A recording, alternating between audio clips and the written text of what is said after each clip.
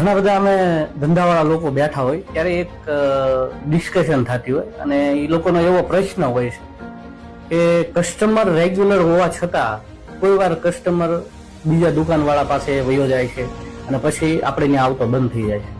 એનું main reason શું કે રેગ્યુલર કસ્ટમર આપણો છે એ બીજા કઈ રીતે જઈ શકે?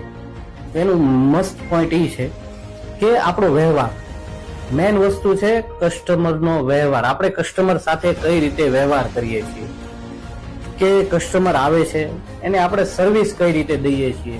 વસ્તુ હારે મેટર નથી કરતું કે તમે કોઈ બી વસ્તુ આપો છો એની સાથે 5 શબ્દો એવા કહો એના મોઢા ઉપર સ્માઇલ આવે અને એ લોકોને ગમે. વસ્તુ કોઈ દીધી છે, નો ડાઉટ એ લઈ જ ગયો છે જોઈને, પણ કોઈ કારણોસર પાછી દેવા આવે છે તો જે હસીને આપણે વસ્તુ દીધી છે, મતલબ જે સ્માઇલ સાથે આપણે જે વસ્તુ દીધી છે એ જ સ્માઇલ સાથે આપણે પાછી લેવાની જો આદત પાડી દઈશું ને તો ખરેખર આ પ્રશ્ન નહીં આવે અને કસ્ટમર આપણી પાસે લાઈફ ટાઈમ રહેશે.